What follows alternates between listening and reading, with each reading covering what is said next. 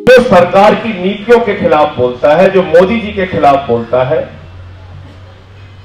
जो सच बोलना चाहता है, जो इस देश के धर्मनिरपेक्षता में यकीन रखता है, गंगा जमनी तहजीब में यकीन रखता है, उसको देशद्रोही बना दिया जाता है। और एक बार का अगर उसका नाम किसी हिंदू टाइटल से जुड़ा हुआ है तो बात बन जाएगी। थोड़े दिन तक वो बोल सकता है, क्योंकि मुझे याद है कि जब 1 लाख की घटना हुई थी, उसके बाद देश के 400 से ज्यादा लोगों ने, जिनको पद्मश्री मिला था, पद्म विभूषण मिला था, उन्होंने 400 से ज्यादा लोगों ने अपने पुरस्कार वापस किए। ये हिंदुस्तान की खूबसूरती है, जिसका जिक्र वजूल्लाह आजमी साहब कर रहे थे कि हम इस राजनीति को पसंद नहीं करते जो इस अमन के लिए खतरनाक हो, इस देश के लिए खतरनाक हो, शांति के लिए खतरनाक हो, भाईचारे के लिए खतरनाक हो। उसके खिलाफ पूरा देश एकजुट होकर बोलेगा, हिंदू भी बोलेगा, मुसलमान भी बोलेगा, और हमको कोई रोक नहीं सकता। यही हमारी डेमोक्रेसी की खूबसूरती है। तो मैं बताना चाह रहा था कि 400 से ज्यादा लोगों ने, जिसमें पंजाब के भी लेखक शामिल थे, बंगाल के भी लेखक शामिल थे, महाराष्ट्र के लेखक भी शामिल थे, उत्तर प्रदेश के भी लेखक शामिल थे, दिल्ली के भी लेखक शामिल थे। 400 से ज्यादा लोगों ने अपना पुरस्कार वापस किया, लेकिन भाजपाइयों को कौन मिला? मुनव्वर राणा। मुनव्वर राणा के खिलाफ प्रचार चलाया, क्योंकि उसमें सुविधा है। उनको टीवी पे बैठाया गया, उनको टारगेट किया गया, उनको कहा गया कि भाई आपको क्या प्रॉब्लम है। 399 लोगों से नहीं पूछा गया, क्योंकि उससे उनकी राजनीति नहीं चलती। अभी पूरे देश में चर्चा चल रही है कि भाई गाय के नाम पर इंसान का कत्ल नहीं होना चाहिए, गलत बात है। मॉब लिंचिंग की घटना को रोक लगानी चाहिए, गलत बात है। पार्लियामेंट के अंदर सख्त कानून बनना चाहिए, इसके लिए हम लोगों ने आवाज उठाई कि ये मॉब लिंचिंग की घटनाएं रुकनी चाहिए। ये पूरे देश में आवाज उठ रही है। मैं गया था बुलंदशहर, मैंने वहां पर जाके शहीद के परिवार से मुलाकात की और पूरी घटना की जानकारी ली।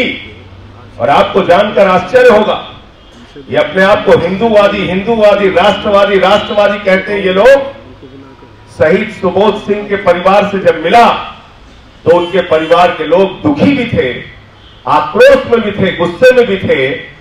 और साथ ही साथ उनका बेटा मुझसे सवाल कर रहा था कि मुझे तो ये समझ में नहीं आ रहा है कि भाजपा का विधायक मेरे पिता की शहादत को कह रहा है कि उनकी हार्ट अटैक से मौत हो गई। आप सोचिए कितना मजाक उड़ाया जा रहा है किसी व्यक्ति का, कितनी हंसी, उसकी पूरी शहादत को कितनी हंसी में, मजाक में उड़ाया जा रहा है। क्यों? क्योंकि वहां पे मुस्लिमों की एक कॉन्फ्रेंस थी, इज्तिमा की, लाखों मुसलमान वहां पर इकट्ठा हुए थे। और मैं पूरी जिम्मेदारी के साथ इस बात को कह रहा हूं कि सुनियोजित तरीके से वो गाय की काटने की घटना को अंजाम दिया गया, एक दंगा फसाद कराने की नीयत से। यह हकीकत है। और इसके 2 प्रमाण दूंगा। जो एफआईआर दर्ज होती है बजरंग दल के संयोजक के तरफ से, उस एफआईआर में लिखा जाता है, योगेश राज एफआईआर लिखवाता है कि मैं सुबह 9 बजे अपने साथियों के साथ जंगल में गया था और वहां पर गाय काटी जा रही थी और उसमें 7 लोग शामिल थे और वो 7 नाम मुसलमान। और मजेदार बात क्या है? मजेदार बात यह है कि उस 7 नामों में एक 10 साल का बच्चा, एक 11 साल का बच्चा, 6 लोग वहां रहते नहीं, एक आदमी 10 दिन से बाहर था। यह पूरी सच्चाई। और उसके बाद आईजी एसके भगत की एक रिपोर्ट आती है। वो आईजी एसके भगत की रिपोर्ट कहती है ये जो गौ मांस काटा हुआ वहां पर मिला, ये 48 घंटे पहले काटा गया था। यानी घटना बताई जा रही है 3 तारीख की और घटना अंजाम दी गई है रिपोर्ट के मुताबिक 1 दिसंबर को।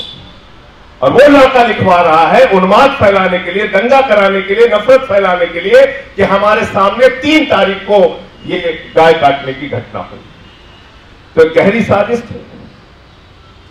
और किस तरह के हमारे रहनुमा है, किन लोगों के हाथ में देश की सत्ता है कि 12 बजे रात तक बुलंदशहर की घटना को लेकर मीटिंग करते हैं प्रदेश के मुख्यमंत्री, जिसमें सारे पुलिस के आला अधिकारी मौजूद रहते हैं, और उसके बाद जब वो प्रेस रिलीज जारी करते हैं तो उसमें शहीद सुबोध सिंह के हत्यारों को पकड़ा जाएगा, इसको लेकर एक लाइन नहीं लिखी जाती। इसका मतलब है कि सरकार द्वारा ये प्रायोजित घटना थी जिसमें ये दंगा फसाद कराने की कोशिश थी। इन सवालों पर अगर हम नहीं बोलेंगे तो कौन बोलेगा?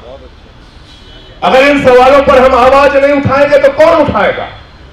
क्या हम इस देश को जलते हुए देखने छोड़ देंगे कि जलता रहे, लोग कटते रहे, मरते रहे, गाय के नाम पर इंसान का कत्ल होता रहे? लेकिन ऐसी बातें पूरे देश में तमाम लोगों ने कही कि देश में नफरत फैलाना गलत है, देश का लोकतंत्र खतरे में है। सुप्रीम कोर्ट के 4 जजेस निकल के आते हैं, हिंदुस्तान की आजादी के बाद पहली घटना है। सर्वोच्च न्यायालय के 4 न्यायाधीशों ने कहा लोकतंत्र खतरे में है, डेमोक्रेसी इज इन डेंजर। उनके ऊपर सवाल नहीं उठता है, लेकिन अभी यही बात नसीरुद्दीन शाह ने कह दी। हिंदुस्तान से लेकर पाकिस्तान तक चर्चा चल रही है, पाकिस्तान तक चर्चा के सामने भी लगा। मैंने कहा भाई जो नसीरुद्दीन शाह ने कहा वही संजय सिंह कह रहे हैं, वही आम आदमी पार्टी मानती है, और वही पूरे देश में लोगों की धारणा है। उसमें हिंदू भी है, मुसलमान भी है। लेकिन आपको फिट कौन बैठता है? नसीरुद्दीन शाह, क्योंकि उसके टाइटल में नसीरुद्दीन शाह, उसका नाम मुसलमान है, इसलिए बहुत अच्छा है। चलो ये खबर बिकेगी, हर टीवी चैनल पे वही चल रहा है, 4-4 घंटे बहस चल रही। अभी राम मंदिर पे बहस चल रही है। और मीडिया की जो भूमिका है इस दौर में, मेरी बात बुरी लगे तो मुझे माफ कीजिएगा, एक खतरनाक भूमिका मीडिया निभा रहा है समाज को तोड़ने में, समाज को बांटने में, समाज में नफरत फैलाने में। इसके लिए देश की मीडिया सीधे तौर पे जिम्मेदार है। नेता तो जिम्मेदार है ही, उनकी सांप्रदायिकता की राजनीति जिम्मेदार है, इसमें कहीं कोई शक नहीं। लेकिन दिन रात आप झूठी खबरों को चलाकर, झूठी खबरों को प्रचारित करके, और माफ कीजिएगा 4 उवैद अल्लाह आदमी साहब को मैं बहुत माफी के साथ ये बात कहना चाह रहा हूं, 4-5 मौलाना पता नहीं कहां से इन लोगों ने पकड़ लिया है, उन्हें वो टीवी पे बैठाल के कुछ बातें उनसे कहलवाते, उनके काउंटर में कुछ बातें कहलवाते। भूखे लोग हैं, अब वो पता नहीं कहां से है, मुझे नहीं मालूम। उनको फिर कभी किसी से 2-4 तमाचा लाइव टीवी पे मारपीट करा देते हैं। टीआरपी के लिए कुछ भी हो रहा है इस देश में, टीवी की टीआरपी बढ़ानी। अगर अभी तक आपने चैनल को सब्सक्राइब नहीं किया है तो प्लीज सब्सक्राइब कीजिए और ताज़ा अपडेट पाने के लिए बेल आइकन को दबाना ना भूलें।